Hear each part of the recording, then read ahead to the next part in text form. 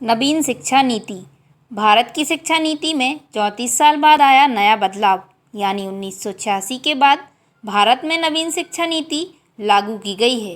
नवीन शिक्षा नीति में सरस्वती विद्या मंदिर, विवेकानंदपुरम, सियावास, बेगमगंज विद्यालय दे रहा है अपना पूर्ण योगदान। तो आइए जानते हैं क्या है नई शिक्षा नीति के नियम।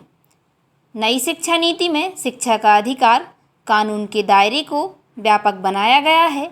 अब 3 साल से 18 साल के बच्चों को शिक्षा का अधिकार कानून 2009 के अंदर लाया जाएगा। अब कला, संगीत, शिल्प, खेल, योग, सामुदायिक सेवा जैसे सभी विषयों को भी पाठ्यक्रम में शामिल किया जाएगा। इन्हें सहायक पाठ्यक्रम या अतिरिक्त पाठ्यक्रम नहीं कहा जाएगा। नई शिक्षा नीति बच्चों में जीवन जीने के जरूरी कौशल और जरूरी क्षमताओं को विकसित किए जाने पर जोर देती है।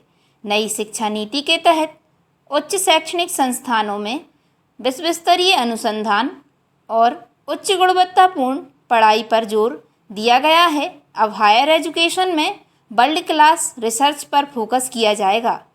पाठ्यक्रम में भारतीय ज्ञान पद्धतियों को शामिल करने, राष्ट्रीय शिक्षा आयोग का गठन करने और प्राइवेट स्कूलों को मनमाने तरीके से फीस बढ़ाने से रोकने की सिफारिश की गई है।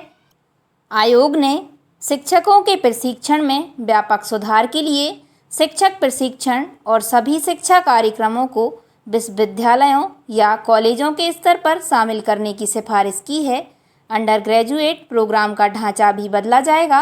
अब कोर्स के दौरान कई कक्षा से निकलने या प्रवेश करने के कई विकल्प दिए जाएंगे।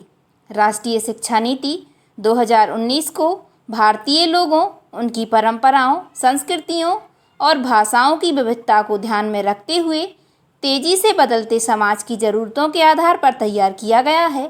शिक्षा प्रणाली में बदलाव लाते हुए उच्च गुणवत्ता और व्यापक शिक्षा तक सबकी पहुंच सुनिश्चित की गई है। इसके जरिए भारत का निरंतर विकास सुनिश्चित होगा। साथ ही वैश्विक मंचों पर आर्थिक विकास, सामाजिक विकास, समानता और पर्यावरण की देखरेख, वैज्ञानिक उन्नति और सांस्कृतिक संरक्षण के नेतृत्व का समर्थन करेगा। इस नीति की सबसे बड़ी विशेषता यह है कि स्कूली शिक्षा, उच्च शिक्षा के साथ कृषि शिक्षा, कानूनी शिक्षा, चिकित्सा शिक्षा और तकनीकी शिक्षा जैसी व्यावसायिक शिक्षाओं को इसके दायरे में लाया गया है।